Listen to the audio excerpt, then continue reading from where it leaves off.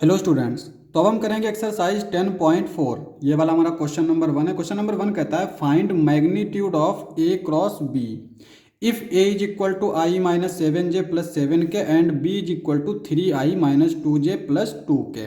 तो यहाँ पे हमें दो वेक्टर दे रखे हैं ए और बी। हमें क्या करना है, ए क्रॉस बी निकालना है, फिर उसका मैग्नीट्यूड निकाल लेंगे। तो ए क्रॉस बी कैसे निकालते हैं हम लोग? डिटर्मिनेंट से। ए क्रॉस बी सबसे पहले क्या करते हैं, हम इस पे आई जे और के लिख लेते हैं। ठीक है। उसके बाद में ए वेक्टर के जो स्केलर कंपोनेंट है ना उनको लिख लेते हैं। जैसे यहाँ पे ये 1 है, ये -7 और ये 7। फिर बी के लिख लेते हैं, ये हो जाएगा 3 -2 और 2। तो इस तरह से हम ए क्रॉस बी निकाल लेंगे। इसको हम लोग सिंप्लीफाई कर लेते हैं। तो यहाँ पे ये हो जाएगा आई, इसको इसके साथ मल्टीप्लाई करेंगे, इसको इसके साथ, माइनस के 14 प्लस के 14 प्लस जे, यहाँ पे ये माइनस आता है, ये प्लस माइनस प्लस इस तरह से चलता है। तो माइनस का जे, ये वाला हम देखेंगे 2 को मल्टीप्लाई करेंगे 1 से, 2 इंटू 1 माइनस 7 इंटू 3, फिर प्लस का के, यहाँ पे क्या आएगा, यह आएगा माइनस का 2 इंटू 1, फिर माइनस माइनस प्लस हो जाएगा 7 इंटू 3। अब इसको थोड़ा सिंप्लीफाई कर लेंगे। यहाँ पे 14 में से 14 गया 0, तो ये तो 0 हो जाएगा। माइनस का यहाँ पे क्या है, ये माइनस माइनस प्लस हो जाएगा, 7 3 जा 21, 21 में 2 ऐड करेंगे 23, तो ये हो जाएगा 23j। और यहाँ पे क्या हो जाएगा, ये माइनस का है और ये प्लस का है, 7 3 जा 21, 21 में से 2 गया 19, तो ये प्लस का 19 के आएगा। और इसको लिख लेंगे हम लोग 23j प्लस 19k। अब यहाँ पे एक मिस्टेक हो गई है। जैसे यहाँ पे हमने जब इस कॉलम को डिलीट किया और इस रो को, तो यहाँ पे 1372 बचा। तो यहाँ पे माइनस जे, इस 2 को 1 से मल्टीप्लाई करेंगे तो 2 इंटू 1 लिखेंगे, इस 3 को इस 7 से मल्टीप्लाई करेंगे तो यहाँ पे माइनस का 7 नहीं होगा, प्लस का 7 होगा। ठीक है। 7 3 जा 21, 21 में से 2 गया, कितना बचेगा 19, और ये माइनस बाहर पहले से है तो माइनस माइनस प्लस हो जाएगा, तो ये प्लस का 19 आएगा और यहाँ पे भी प्लस का 19 आएगा। ठीक है। अब यहाँ पे हमारा जो आंसर आया है वो 19j प्लस 19k इस तरह से आया है। ये है हमारा a क्रॉस b। अब इसका हम मैग्नीट्यूड निकालेंगे। मैग्नीट्यूड क्या आता है, अंडर रूट स्केलर कंपोनेंट का स्क्वायर प्लस इस स्केलर कंपोनेंट का स्क्वायर। अब यहाँ पे ये एक जैसे हैं तो इसको हम लोग ऐड कर लेंगे, 2 इंटू 19 स्क्वायर, और 19 चूंकि स्क्वायर है तो ये स्क्वायर से स्क्वायर रूट कैंसिल, 19 बाहर आ जाएगा, अंडर रूट 2। तो ये आंसर आ गया हमारा 19 अंडर रूट 2। ये हमारा आंसर हो जाएगा। क्वेश्चन समाप्त। नेक्स्ट लेक्चर में करेंगे नेक्स्ट क्वेश्चंस। आज के लिए बस इतना ही। तो अब हम करेंगे क्वेश्चन नंबर 2। तो क्वेश्चन नंबर 2 क्या दे रखा है, find a unit vector perpendicular to each of the vector a plus B and a minus B where a and b are given.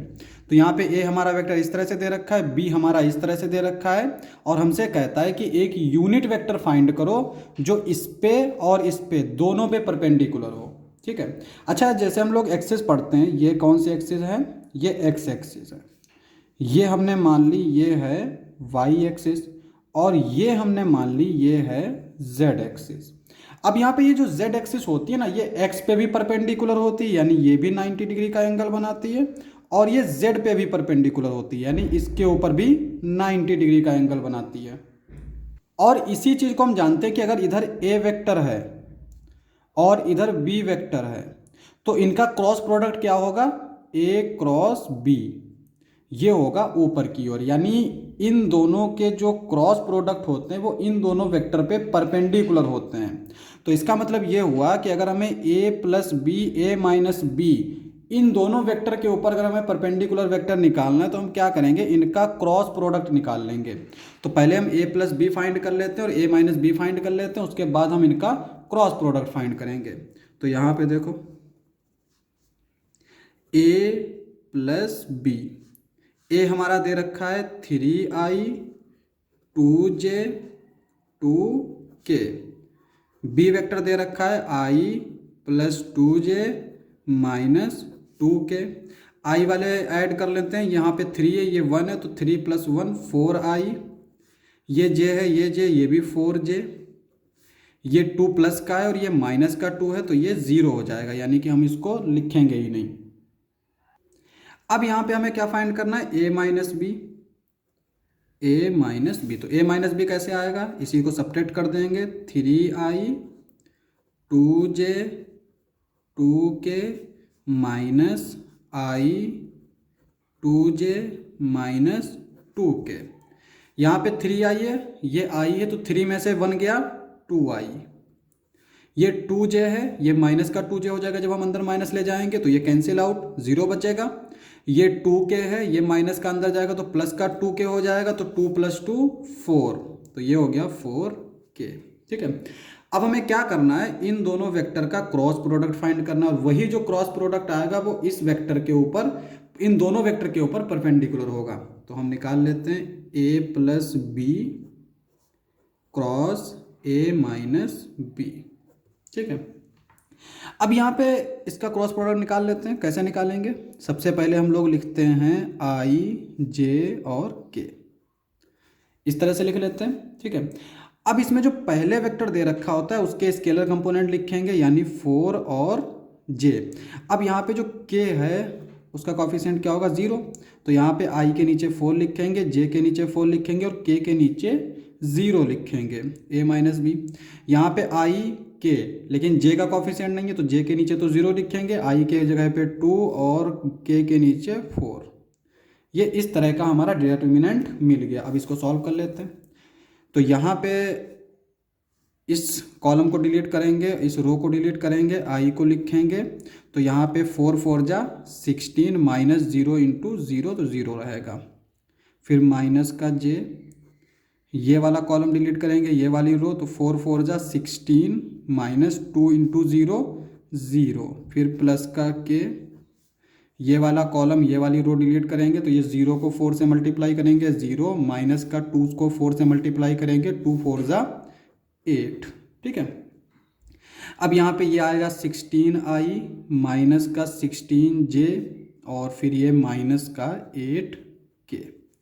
इस तरह का वेक्टर मिला। इसमें से अगर हम चाहें तो 8 कॉमन ले सकते हैं, तो यहाँ पे 8 अगर हमने कॉमन ले लिया तो ये हो जाएगा हमारा 2i और ये भी 2j माइनस का k।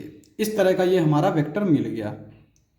तो अब ये जो वेक्टर मिला है, ये वेक्टर हमारा इस पे और इस पे परपेंडिकुलर वेक्टर है, लेकिन हमसे जो क्वेश्चन में पूछ रहा है वो कह रहा है find a unit vector perpendicular to each of the vector, यानी हमें यूनिट वेक्टर फाइंड करना है। यूनिट वेक्टर क्या होता है, जिसका मैग्नीट्यूड 1 हो।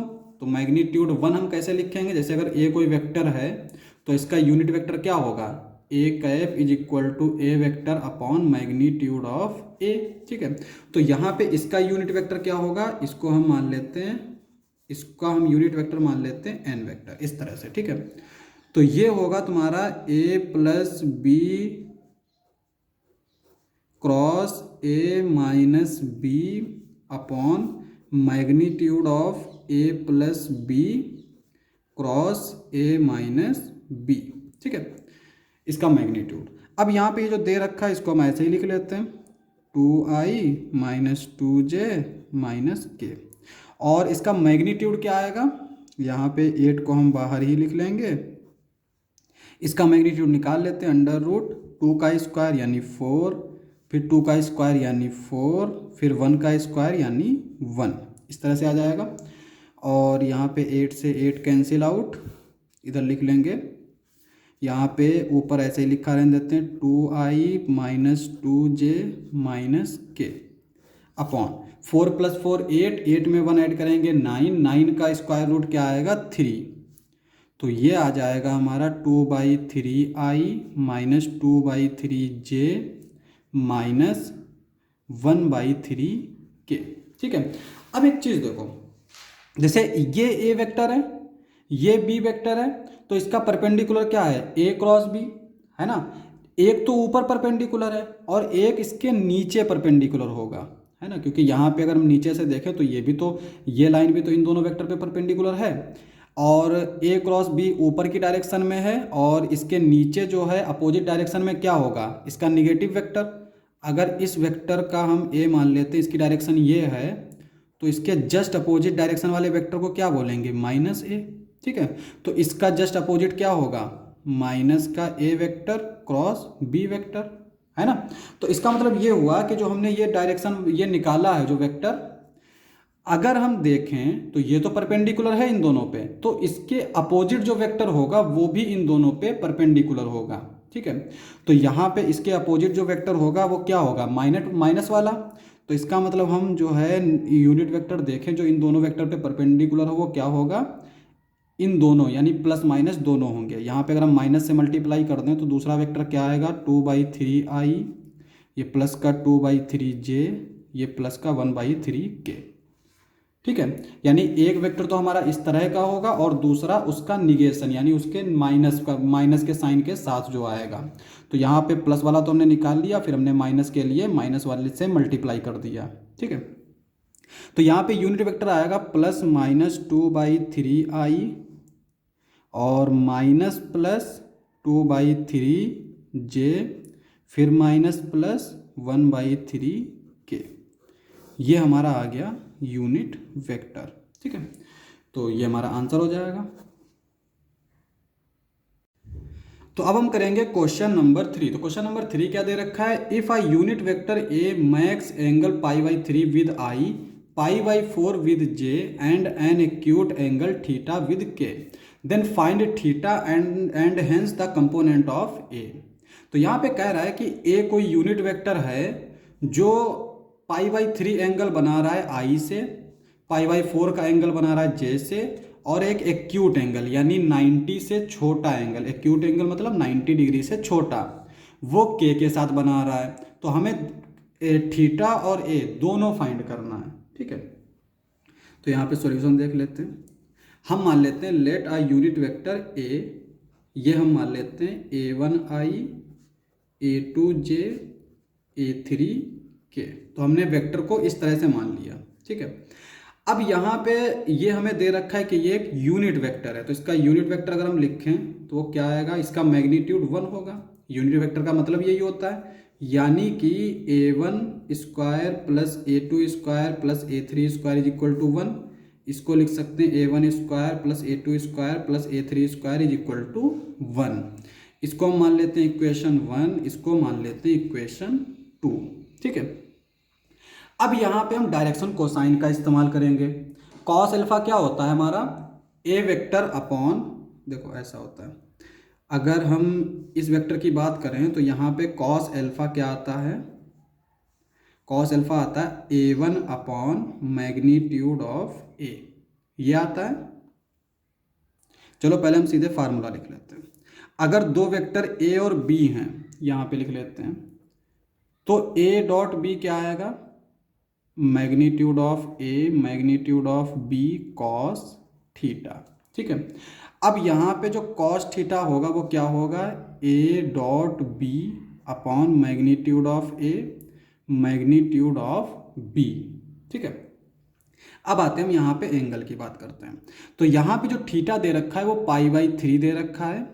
अगर हम इससे कंपेयर करें तो थीटा दे रखा है π/3 और ए वेक्टर हमारा ये दे रखा है और बी वेक्टर हमारा दे रखा है आई। तो ए वेक्टर तो हमने इसको ले रखा है और बी वेक्टर दे रखा है हमारा आई। ठीक है, अब सही है।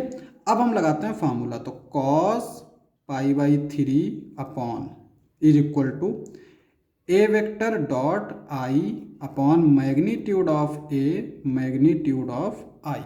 ठीक है, अब यहाँ पे अगर हम आई वेक्टर से मल्टीप्लाई कर रहे हैं तो j into i 0, k into i 0, i into i 1। तो इसका मतलब ये हुआ कि अगर हम a वेक्टर से i का डॉट प्रोडक्ट लेंगे तो सिर्फ a1 बचेगा।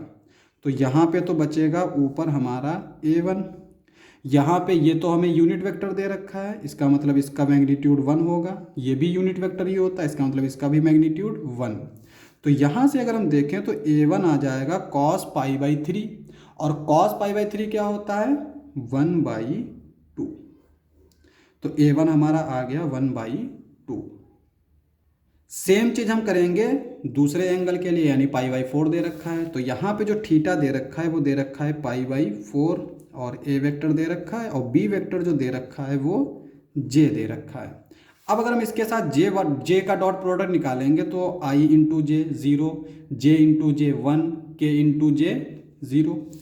तो यहाँ पे ये हमारा आएगा कॉस π/4, और यहाँ पे बचेगा हमारा A2 अपॉन 1, यानी A2 बचेगा। तो सिंपली A2 जो है वो हमारा क्या आ जाएगा, कॉस π/4, और कॉस π/4 होता है 1/√2। तो ये तो हो गया हमारा A2। ठीक है, अब हम बात करते हैं A3 की। सेम चीज़ जैसे अभी हमने ये सब किए हैं वैसे ही करना पड़ेगा। तो यहाँ पे जो तीसरा एंगल है वो तो दे ही नहीं रखा है, तो इसको हम कॉस थीटा ही मान लेते हैं, यानी थीटा हमें थीटा ही दे रखा है। और जो बी वेक्टर दे रखा है वो दे रखा है के, तो इसका मतलब हम इस के का इसके साथ डॉट प्रोडक्ट निकालेंगे तो वो तो आएगा हमारा A3। इसका मतलब A3 मिल गया हमें कॉस थीटा। तो अब हमें थीटा निकालना है, कैसे निकालेंगे, यहाँ पे जो है A3 हमें कॉस थीटा दे रखा है, A1 और A2 हम ऑलरेडी फाइंड कर चुके हैं, तो हम इस्तेमाल करेंगे इक्वेशन नंबर 2 का। ठीक है, तो लिखेंगे putting all values of A1, A2 and A3 in equation 2। तो क्या आएगा हमारा, A1 की जगह पर हम 1/2 रखेंगे तो ये हो जाएगा 1/2 का स्क्वायर, A2 की जगह पर 1/√2 का स्क्वायर, A3 की जगह पर cos square theta which is equal to 1। ये हो जाएगा 1/4, ये हो जाएगा 1/2, कॉस स्क्वायर थीटा को ऐसे ही लिखेंगे 1। यहाँ से अगर हम कॉस स्क्वायर थीटा देखें तो ये 1 को ऐसे ही लिखेंगे, इसको इधर ले जाएंगे, इसको भी इधर ले जाएंगे, तो ये माइनस का 1/2 माइनस का 1/4। यहाँ पे जो है एलसीएम ले लेंगे तो ये आएगा 4 एलसीएम इसका, तो यहाँ पे 2 से मल्टीप्लाई कर देंगे, यहाँ पे ऊपर नीचे 4 से मल्टीप्लाई कर देंगे। ठीक है, तो ये क्या आ जाएगा 4 - 2 - 1/4, और इसको अगर हम सॉल्व करें तो ये कॉस स्क्वायर थीटा आ जाएगा 1/4, कॉस थीटा आ जाएगा ±1/2। ठीक है, स्क्वायर रूट ले लेंगे। अब हमसे कह रहा है एक्यूट एंगल चाहिए, तो माइनस वाला तो ले नहीं सकते, तो इसलिए लेंगे 1/2। 1/2 होता है कॉस π/3, तो थीटा आ गया π/3, हमसे पूछा था। ठीक है, तो थीटा की वैल्यू तो हमने निकाल ली π/3। अब हमसे कह रहा है कि हमें वो वेक्टर भी फाइंड करना है, यानी ए भी फाइंड करना है। अब थीटा तो हमारा π/3 आ गया, इसका मतलब A3 क्या है, A3 हमारा कॉस π/3 यानी 1/2। तो A3 भी मिल गया, तो इसका मतलब ए वेक्टर क्या हो जाएगा, this implies that A vector is equal to 1/2i plus 1/√2j plus 1/2k। ये हमारा आंसर हो जाएगा। तो अब हम करेंगे क्वेश्चन नंबर 4। तो क्वेश्चन नंबर 4 क्या दे रखा है, so that the vector a - b cross a + b is equal to 2a cross b। तो यहाँ पे हमें ये प्रूफ करना है। ठीक है, अब यहाँ पे कैसे प्रूफ करेंगे, यहाँ पे हम लोग क्या करेंगे, लेफ्ट हैंड साइड से स्टार्ट करेंगे और राइट हैंड साइड को प्रूफ कर देंगे। तो यहाँ पे देखो लेफ्ट हैंड साइड क्या दे रखा है, a vector minus b vector cross a vector plus b vector. अब यहाँ पे हम लोग डिस्ट्रीब्यूटिव लॉ लगाएंगे, तो यहाँ पे हम इसको ले जाएंगे इसके अंदर, तो यानी ये हो जाएगा a cross a plus b minus का b cross a plus b, इस तरह से आ गया। अब यहाँ पे हम लोग फिर डिस्ट्रीब्यूटिव लॉ लगाएंगे, यहाँ पे आगे लिख भी देंगे बाई डिस्ट्रीब्यूटिव लॉ। फिर यहाँ पे लगाएंगे, इसको अंदर ले जाएंगे तो ये हो जाएगा a क्रॉस a प्लस, इसको इसके साथ ले जाएंगे ये a क्रॉस b, फिर इसको इसके साथ माइनस का b क्रॉस a, फिर इसको इसके साथ माइनस का b क्रॉस b। ठीक है, अब यहाँ पे a क्रॉस a, तो इसका मतलब क्या हुआ कि ये दोनों वेक्टर क्या है, पैरेलल, और पैरेलल होंगे तो थीटा क्या होगा 0। तो इसका मतलब ए क्रॉस ए होगा 0। ठीक है, अगर ऐसे नहीं समझ आया तो ऐसे देखो, ए क्रॉस बी क्या होता है हमारा, magnitude of A magnitude of B sine theta, ये होता है। अब यहाँ पे दोनों वेक्टर सेम है, इसका मतलब ये हुआ इनके बीच का एंगल क्या होगा, अगर मैं ए वेक्टर को ए रखूँ बी को भी ए रख दूँ तो इनके बीच में जो एंगल होगा वो थीटा यानी 0। ठीक है, तो a cross a is equal to magnitude of A magnitude of a sine 0, sine 0 0 होता है तो ये 0 हो जाएगा पूरा। तो इसका मतलब ए क्रॉस ए और बी क्रॉस बी ये हो जाएंगे 0, तो ये हो गया 0 plus A cross B minus B cross ए, ये हो गया 0। ठीक है, और अब एक चीज़ देखो, ए क्रॉस बी जो है वो इक्वल होता है माइनस के बी क्रॉस ए के। ठीक है, a cross B minus B cross ए ये इक्वल होता है।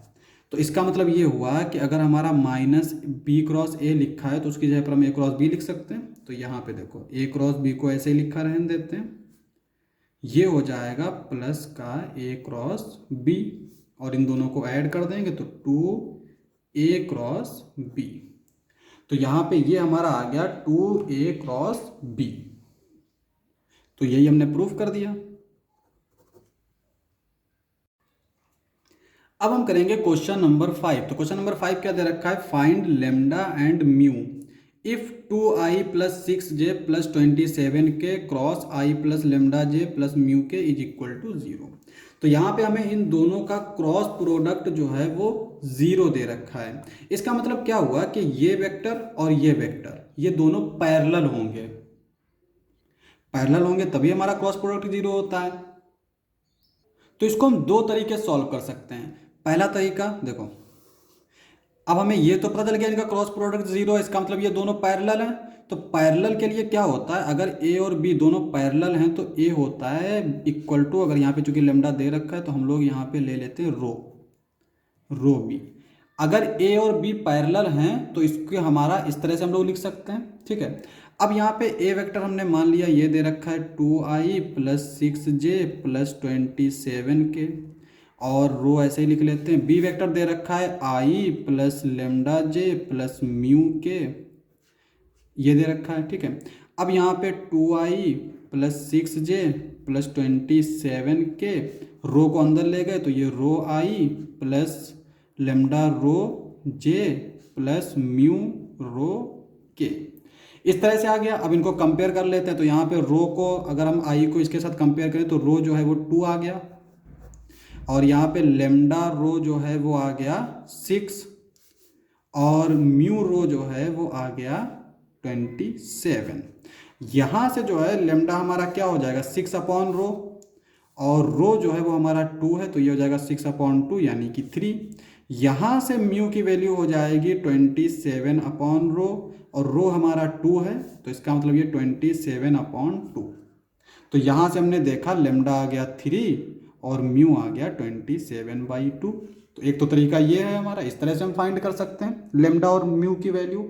दूसरा तरीका क्या है कि जो हम स्टैंडर्ड लेके चलते हैं वही सही रहता है, उसमें क्वेश्चन गलत नहीं होता है। ठीक है, वो क्या है, इनका क्रॉस प्रोडक्ट डिटर्मिनेंट बना के, तो वो क्या करेंगे हम लोग i j k इस तरह से, और i के जो कंपोनेंट है वो लिख लेते हैं 2 6 27 1 lambda mu which is equal to 0। ठीक है, अब यहाँ पे हम डिटर्मिनेंट तो सॉल्व कर लेते हैं। यहाँ पे इस कॉलम को डिलीट करेंगे, इस रो को, तो i आ जाएगा हमारा यहाँ पे 6 म्यू यानी म्यू 6 भी लिख सकते हैं माइनस लेमडा 27। ठीक है, उसके बाद में ये माइनस का j, ये कॉलम ये रो डिलीट करेंगे तो ये 2 म्यू और फिर माइनस का 27। ठीक है, उसके बाद में के वाले के लिए ये 2 lambda minus 6 is equal to 0, ये आ गया। अब इसमें कंपेयर कर लेते हैं i को, चूंकि इधर देखो 0 ही वेक्टर है, इसका मतलब हम इधर जो है इस तरह से लिख सकते हैं 0i 0j 0 के। अब हम कंपेयर कर लेते हैं आई के कंपोनेंट को आई के कंपोनेंट के साथ और जे के कंपोनेंट को जे के कंपोनेंट के साथ। तो पहले जे के कंपोनेंट को जे के कंपोनेंट्स का कंपेयर करेंगे तो ये हो जाएगा 2 mu minus 27 is equal to 0। यहाँ से अगर हम देखें तो म्यू आ जाएगा 27/2। के कंपोनेंट को कंपेयर करेंगे तो 2 lambda minus 6 is equal to 0। Lambda आ जाएगा 6/2 यानी लेमडा आएगा 3। तो हमने लेमडा और म्यू की वैल्यू निकाल ली। तो दो तरीके हैं कैसे भी करके सॉल्व कर सकते हैं, ये हमारा आंसर हो जाएगा। अब हम करेंगे क्वेश्चन नंबर 6। तो क्वेश्चन नंबर 6 क्या दे रखा है, given that A dot B is equal to 0 and A cross B is equal to 0, what can you conclude about the vectors A and B. ठीक है, तो यहाँ पे हमसे कह रहा है कि ए डॉट बी भी 0 है, ए क्रॉस बी भी 0 है, तो हम ए और बी के बारे में क्या कह सकते हैं। अब एक चीज देखो, दो वेक्टर का अगर डॉट प्रोडक्ट 0 है तो इसका मतलब क्या हुआ कि ये दोनों वेक्टर परपेंडिकुलर हैं, क्योंकि डॉट प्रोडक्ट में आता है कॉस थीटा, और कॉस थीटा यानी थीटा अगर 90 होगा तो कॉस थीटा 0, तो ये 0 हो जाएगा। तो इसका मतलब ए परपेंडिकुलर होता है बी पे।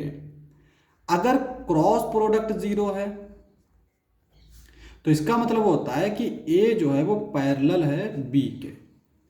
अब एक वेक्टर दूसरे वेक्टर के ऊपर या तो परपेंडिकुलर होगा या फिर पैरेलल होगा, ठीक है, यानी और वाला साइन होता। तो यहाँ पे अगर हमें दे रखा होता कि given that A dot B is equal to 0, और अगर यहाँ पे एंड की बजाय और देता तब तो हम कुछ नहीं कह पाते। ठीक है, तब तो यहाँ पे ए वेक्टर बी वेक्टर कुछ भी हो सकता था, परपेंडिकुलर भी हो सकता था, पैरेलल भी हो सकता था, लेकिन इसने दे रखा है एंड, यानी ये कह रहा है कि ए बी वेक्टर जो है वो परपेंडिकुलर भी हैं और पैरेलल भी हैं। तो ऐसा तो पॉसिबल हो नहीं सकता कि दो वेक्टर हों जो परपेंडिकुलर भी एक साथ हों और पैरेलल भी हों। तो इसका मतलब ये हुआ कि a vector and b vector can not be non zero simultaneously.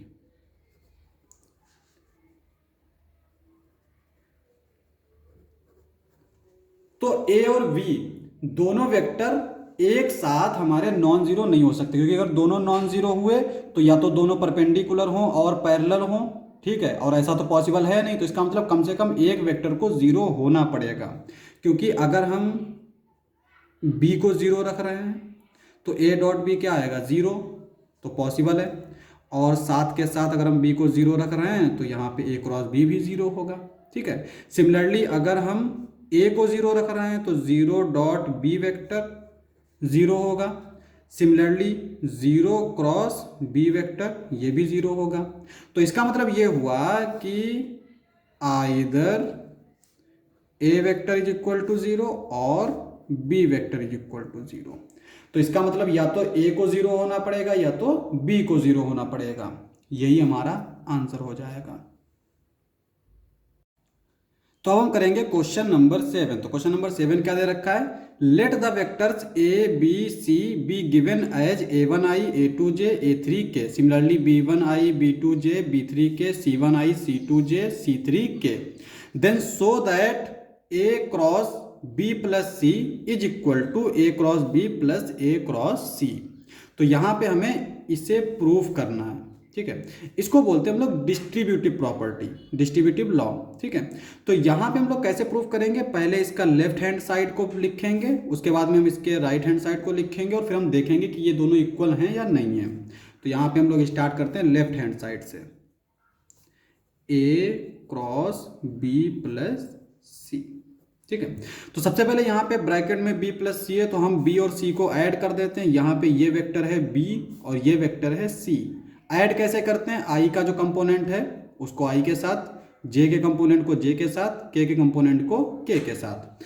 तो यहाँ पे ये हो जाएगा हमारा a वेक्टर क्रॉस, यहाँ पे ये हो जाएगा b1 plus c1i, b2 plus c2j, b3 plus c3k, इस तरह से आ जाएगा। और a वेक्टर जो है उसको हम लोग लिख लेंगे a1i plus A2J plus A3K cross B1 plus C1I B2 plus C2J B3 plus C3K।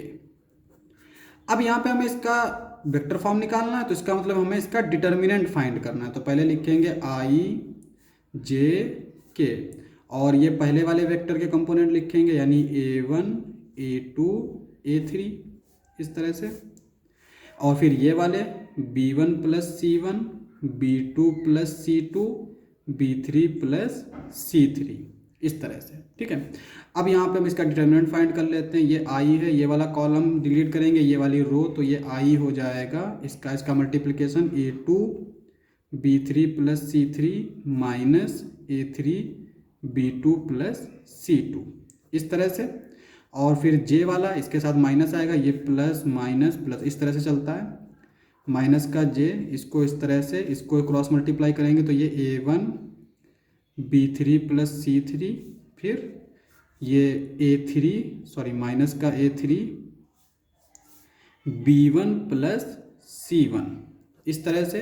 और K वाला बचा, कैसे, ये वाला डिलीट करेंगे ये वाला, तो इसको इसके साथ A1 B2 plus C2 minus A2 B1 plus C1। इसको थोड़ा सिंप्लीफाई करके लिखे तो ये आ जाएगा हमारा यहाँ पे A2 B3 plus A2 C3 minus A3 B2 plus minus A3 C2 I। Same चीज़ यहाँ पे A1 B3 plus A1 C3 minus B1 A3 minus C1 A3 J, और चूँकि यहाँ पे माइनस है तो माइनस लगा लेंगे, प्लस का A1 B2, फिर सेम चीज़ A1 C2 माइनस का A2 B1 माइनस का A2 C1 K वेक्टर। तो ये आ गया हमारा ये वाला वेक्टर यानी A cross B plus C इस तरह से आ गया, ठीक है। अब हम फाइंड कर लेते हैं राइट हैंड साइड वाला, राइट हैंड साइड। अब यहाँ पे दो वेक्टर हैं, एक तो A क्रॉस B फिर A क्रॉस C, तो हम पहले A क्रॉस B फाइंड कर लेते हैं। तो A क्रॉस B क्या आएगा हमारा, इसको हम सीधे वेक्टर फॉर्म में लिख लेते हैं, डिटर्मिनेंट फॉर्म में IJK इस तरह से। और A जो है वो क्या दे रखा है A1 A2 A3, B दे रखा है B1 B2 B3, ठीक है। इसको अगर हम ओपन कर दें तो ये हो जाएगा A1 minus A2 minus A2 B3 minus B2 A3 ये आ जाएगा। फिर माइनस का J, इसको इसके साथ मल्टीप्लाई करेंगे A1 B3, इसको इसके साथ माइनस का A3 B1। सेम चीज़ K वाले के वेक्टर के साथ, इसको इसके साथ इसको ऐसे कैंसिल आउट कर देंगे, इसको इसके साथ यानी A1 B2 minus A2 B1। ये आ गया हमारा A क्रॉस B।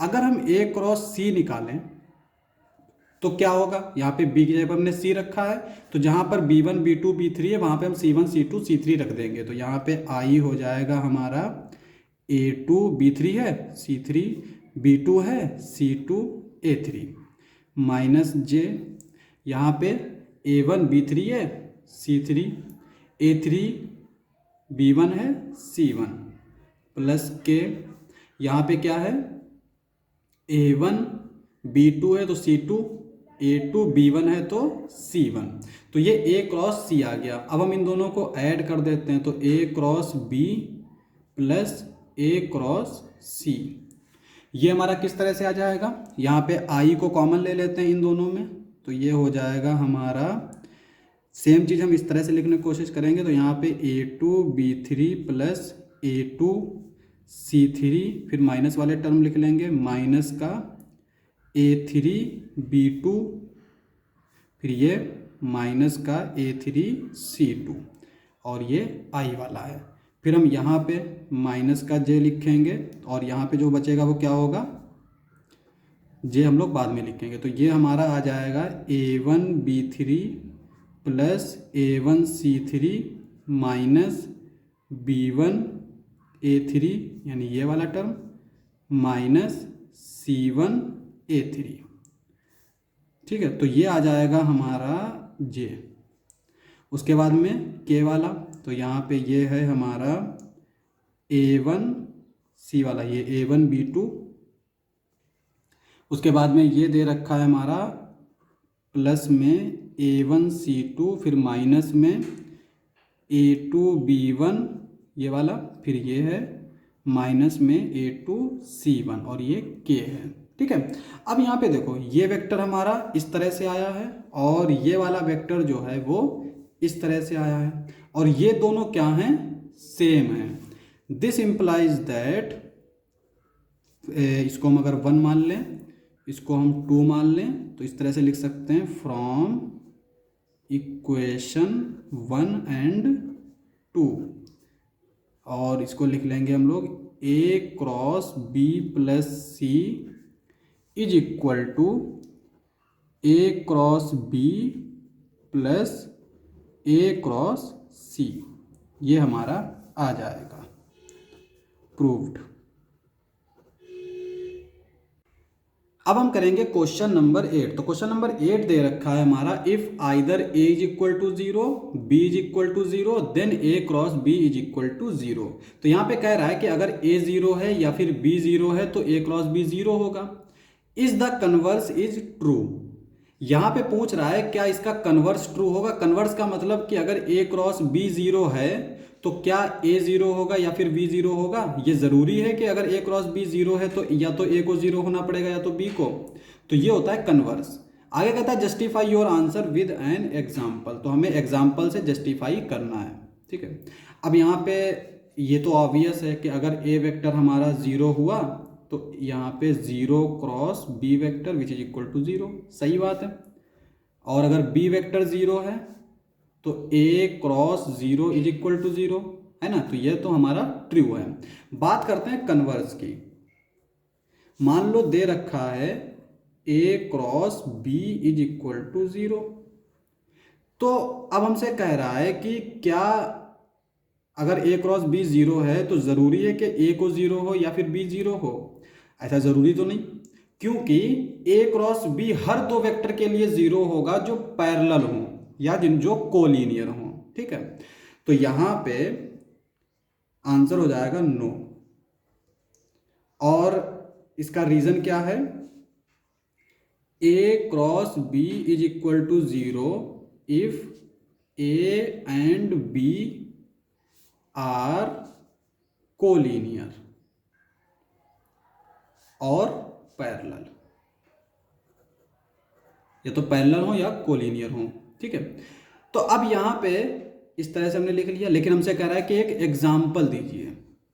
अब हम एग्जाम्पल कैसे देंगे, कोई भी दो वेक्टर ले लेते हैं जो पैरेलल हो। जैसे हमने एक वेक्टर ले लिया A 2i plus j minus 3k, एक वेक्टर ये ले लिया। दूसरा वेक्टर हम जो लेंगे वो इसमें कोई कांस्टेंट नंबर से मल्टीप्लाई कर देंगे। मान लो हमने 3 से मल्टीप्लाई कर दिया तो ये हो जाएगा 6i plus 3j minus 9k।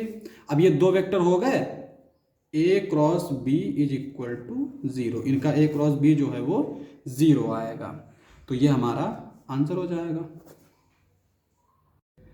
तो अब हम करेंगे क्वेश्चन नंबर 9। तो क्वेश्चन नंबर 9 क्या दे रखा है, find the area of triangle with vertices A B and C। तो यहाँ पे 3 वर्टिसेस दे रखे हैं ट्राइंगल के और हमें उसका एरिया फाइंड करना है। तो हम लोग कैसे करेंगे, वेक्टर फॉर्म से। एक चीज़ देखो, जैसे अगर हमने एक वेक्टर ये A लिया, ठीक है, दूसरा वेक्टर हमने ये ले लिया B, तो एरिया जो है इसके बीच में क्या आएगा हमारा, A क्रॉस B। ठीक है, अच्छा ये कैसे हो गया, जैसे यहाँ पे देखो ये A वेक्टर है, अगर हम इसको पैरेललोग्राम बनाए, यानी ये A वेक्टर और सिमिलरली ये B वेक्टर, तो ये जो A क्रॉस B होगा ये हमारा इस पैरेललोग्राम का एरिया होगा। अब अगर हम इसको ऐसे बीच से इस तरह से ऐसे कर दें तो अब यहाँ पे दो ट्राइंगल बन गए, एक ये ट्राइंगल हो गया, एक ये ट्राइंगल हो गया, ठीक है। तो इसका मतलब क्या हुआ कि अगर इस पैरेललोग्राम का हम आधा कर दें तो हमें ट्राइंगल का एरिया मिल जाएगा, ठीक है। तो वही चीज़ हम यहाँ पे करेंगे। तो पहले तो हमें ये पता होनी चाहिए कि इसकी साइड क्या है, यानी इसका जो वेक्टर फॉर्म है ये हमारे क्या दे रखे हैं। जैसे अगर हम इसकी 3 डायमेंशन बनाएं तो यहाँ पे अगर हम मान लें कि ये ए वेक्टर है, ये बी है और ये सी है, तो ए का पोजीशन वेक्टर ओ ए, और ये सी है तो ये सी का पोजीशन वेक्टर ओ सी, और ये बी है तो इसका पोजीशन वेक्टर ओ बी। इन तीनों पॉइंट्स को अगर हम मिला दें तो ये बनता है ट्राइंगल, ठीक है। तो यहाँ पे ओ ए जो होगा वो आई जे के, और O B 2i 3j 5k, ठीक है। तो यहाँ पे अगर हम देखें, हम क्या करते हैं, ये वेक्टर फाइंड कर लेते हैं और ये वेक्टर फाइंड कर लेते हैं, फिर इनका क्रॉस प्रोडक्ट निकाल के उसको आधा कर देंगे तो हमें ट्राइंगल का एरिया मिल जाएगा, ठीक है। तो यहाँ पे ए बी आएगा हमारा ओ बी माइनस ओ ए, यानी बी का पोजीशन वेक्टर माइनस ए का पोजीशन वेक्टर। बी का पोजीशन वेक्टर होगा 2i 3j 5k, ए का पोजीशन वेक्टर माइनस आई माइनस जे माइनस का 2k। इस तरह से आएगा।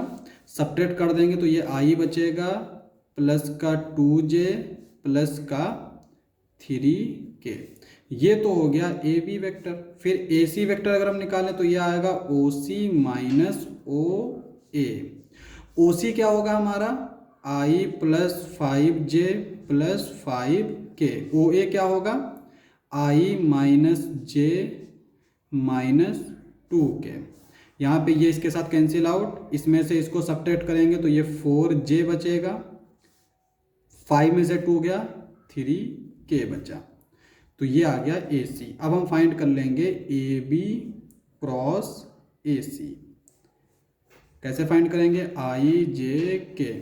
ए बी के जो कंपोनेंट है स्केलर कंपोनेंट वो लिख लेते हैं 1 2 3।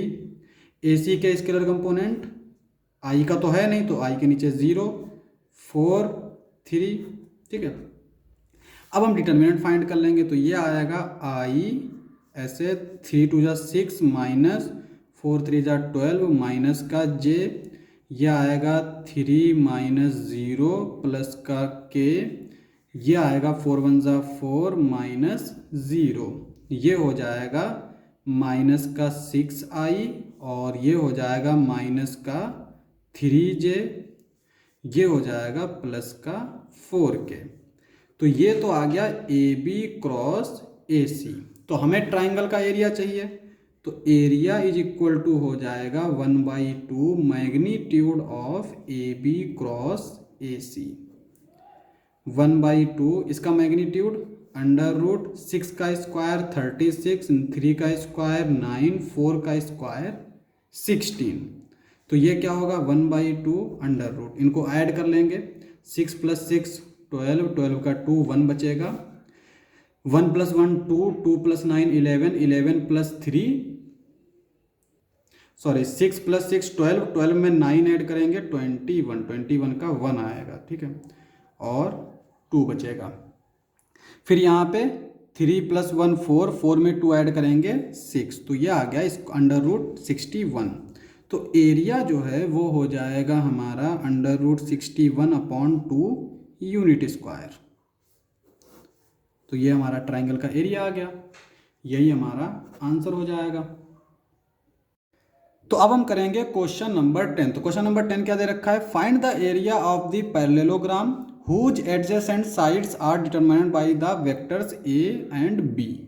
तो यहाँ पे ए और बी वेक्टर हैं, इनसे हमें एक पैरेललोग्राम बनता है। जैसे देखो ये अगर ए वेक्टर है, ठीक है, और ये हमारा बी वेक्टर है, इस ए वेक्टर के पैरेलल वेक्टर क्या होगा, इस तरह का अगर हम डॉट में बना लेते हैं इस तरह से, ये ए वेक्टर होगा, और इसका पैरेलल क्या होगा बी, इस तरह से ये बी वेक्टर होगा।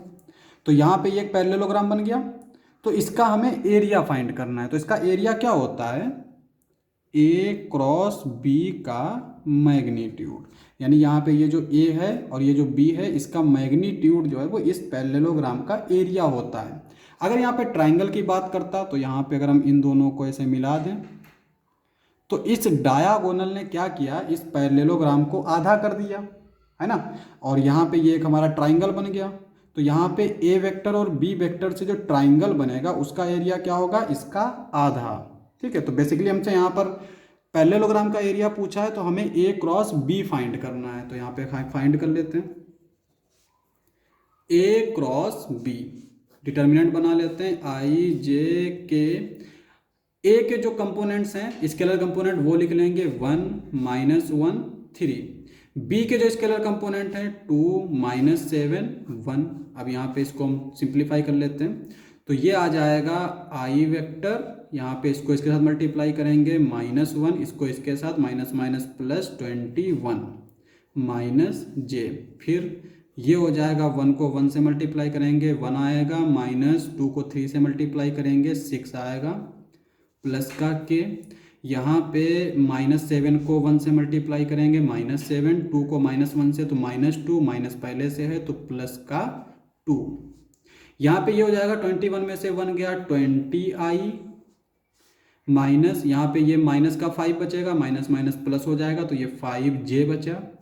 यहाँ पे माइनस का 5 बचा तो 5k हो गया। ठीक है, इस तरह से ये आ गया। अब हमें क्या करना है, इसका मैग्नीट्यूड फाइंड करना है। इसका जो मैग्नीट्यूड होगा वही एरिया होगा। 20 का स्क्वायर, 5 का स्क्वायर, -5 का स्क्वायर। ये हो जाएगा हमारा 400, ये हो जाएगा 25, ये हो जाएगा 25, ये आ जाएगा 400 + 50 यानी 450। ये इस तरह से आ गया।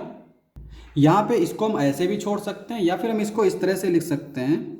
15 का जो स्क्वायर होता है वो कितना होता है हमारा 225, ठीक है, इंटू 2, इस तरह से लिख लेंगे। और ये होता है 15 का स्क्वायर तो 15 आ जाएगा बाहर √2। तो यहाँ पे ये हमारा आंसर हो जाएगा। अब हम करेंगे क्वेश्चन नंबर 11। तो क्वेश्चन नंबर 11 क्या दे रखा है, let the vectors a and b such that magnitude of a = 3, magnitude of b = √2/3, then a cross b is a unit vector if the angle between a and b is. तो यहाँ पे कह रहा है कि a क्रॉस b जो है वो यूनिट वेक्टर होगा किस एंगल के लिए। तो बेसिकली हमें एंगल फाइंड करना है। अब यहाँ पे हमें जो दे रखा है वो दे रखा है a cross b, a cross b। ये क्या होता है हमारा magnitude of a, magnitude of b sign theta, और ये है हमारा यूनिट वेक्टर। ठीक है, a क्रॉस b ये किसके इक्वल होगा, मैग्नीट्यूड ऑफ a जो है वो 3 है, मैग्नीट्यूड ऑफ b जो है वो √2/3 साइन थीटा, और ये यूनिट वेक्टर 3 से 3 कैंसिल आउट। अब यहाँ पे जो बचा a cross b is equal to √2 sine theta, और ये यूनिट वेक्टर। अब एक चीज देखो, a क्रॉस b अगर हम इसका मैग्नीट्यूड लें, दोनों तरफ मैग्नीट्यूड ले लेता हूँ √2 मैग्नीट्यूड ऑफ साइन थीटा, और यूनिट वेक्टर का मैग्नीट्यूड 1 होता है। मैग्नीट्यूड ऑफ साइन थीटा का मतलब ये हुआ कि अब जो थीटा की वैल्यू होगी वो हमारी एक्यूट एंगल होगी, यानी इसमें जो साइन थीटा आएगा वो हमारा पॉजिटिव आना चाहिए। अब हमें जो दे रखा है वो दे रखा है कि magnitude of a cross b 1, क्योंकि यहाँ पे a cross b unit vector दे रखा है। तो ये हो जाएगा 1 √2 sine theta, this implies that sine theta is equal to 1/√2, और यहाँ पे 1/√2 जो है वो साइन π/4 की वैल्यू होती है। तो this implies that theta is equal to π/4। तो यहाँ पे थीटा π/4 के लिए हमारा a cross b unit vector होगा। ये हमारा ऑप्शन बी वाला, ये हमारा करेक्ट आंसर हो जाएगा। तो अब हम करेंगे क्वेश्चन नंबर 12। तो क्वेश्चन नंबर 12 दे रखा है area of rectangle having vertices a b c and d with position vectors. यहाँ पे हमारे 4 पोजीशन वेक्टर दे रखे हैं और हमसे पूछा है कि इस रेक्टेंगल का एरिया निकालो। ठीक है, अब यहाँ पे देखो रेक्टेंगल क्या होता है हमारा, इस तरह से होता है, जिसकी अपोजिट साइड्स क्या होती हैं, इक्वल होती हैं। ये इसके इक्वल, ये इसके इक्वल। और यहाँ पे अगर हम वेक्टर फॉर्म में बात करें तो हम मान लेते हैं ये a है, ये b है, ये c है और ये d है। ठीक है। अब अगर हम वेक्टर फॉर्म में बात करें तो यहाँ पे अगर ये ए वेक्टर है, ये बी वेक्टर है, तो इससे हम जो है एक पैरेलल ग्राफ, इस यहाँ पर ये ए वेक्टर, इसके पैरेलल ये ए वेक्टर हो जाएगा और ये बी वेक्टर, इसके पैरेलल ये बी वेक्टर हो जाएगा। तो इसका एरिया क्या होता है, ए क्रॉस बी, इसका मैग्नीट्यूड। ठीक है, तो सेम चीज हम यहाँ पे भी देखेंगे। तो हम पहले ए बी और बी सी निकाल लेते हैं, फिर उनका क्रॉस प्रोडक्ट कर देंगे, वही हमारा रेक्टेंगल का एरिया हो जाएगा। अब यहाँ पे हमें पोजीशन वेक्टर दे रखे हैं, तो यहाँ पे ए बी क्या होगा हमारा, ए बी जो है वो होगा ओ बी माइनस ओ ए। ओ बी मतलब बी का पोजीशन वेक्टर, तो बी का पोजीशन वेक्टर ये है, ए का पोजीशन वेक्टर ये है, तो इसको हमें इससे सब्ट्रैक्ट करना है, तो यहाँ पे हम डायरेक्टली सब्ट्रैक्ट कर देते हैं। तो ये आ जाएगा 2i और ये इसके साथ कैंसिल आउट हो जाएगा, ये इसके साथ कैंसिल आउट हो जाएगा, तो 2i आ जाएगा। बी सी अगर निकालें तो बी सी हमारा क्या आएगा, सॉरी ए सी निकाल लेते हैं, क्योंकि इस तरह से, तो यहाँ पे ए डी क्या आ जाएगा हमारा, ओ डी माइनस ओ ए। ठीक है, देखो ये ए बी हो गया, इनिशियल पॉइंट यही है, तो ये ए डी हो गया। ठीक है, तो A B cross A D निकालेंगे और उसका मैग्नीट्यूड, वही हमारा एरिया होगा। तो यहाँ पे ये डी रहेगा, ए डी ये वेक्टर इक्वल होगा, यहाँ पे ये ओ डी है और ये ओ ए है, तो इसमें से इसको सब्ट्रैक्ट करना है। तो क्या आएगा, देखो ये माइनस का है, ये माइनस का है, सेम है, कैंसिल आउट होके 0 हो जाएगा। इसमें से इसको सब्ट्रैक्ट करेंगे, ये माइनस का 1/2j है, 1/2j, ये प्लस का है तो हम लोग माइनस 1/2j लिख लेंगे, सब्ट्रैक्ट कर रहे हैं। ये 4k है, ये 4k, ये कैंसिल आउट, तो ये बचेगा माइनस का j। ठीक है, अब यहाँ पे A B cross A D, ये क्या आएगा हमारा 2i क्रॉस माइनस का j, और 2 से मल्टीप्लाई करेंगे तो ये माइनस का 2 i क्रॉस j के हो जाएगा। तो ये माइनस का 2 के आया, और अगर इसका मैग्नीट्यूड निकालें A B cross A D magnitude, तो इसका मैग्नीट्यूड आएगा, चूंकि इसका मैग्नीट्यूड 1 होगा और इसका मैग्नीट्यूड जब लेंगे तो माइनस का 2 है, तो ये प्लस का 2 हो जाएगा। तो यहाँ पे जो रेक्टेंगल बना हमारा, उसका एरिया जो है वो आएगा 2, यानी सी वाला आंसर हो जाएगा। एक्सरसाइज समाप्त। नेक्स्ट लेक्चर में करेंगे नेक्स्ट एक्सरसाइज। आज के लिए बस इतना ही।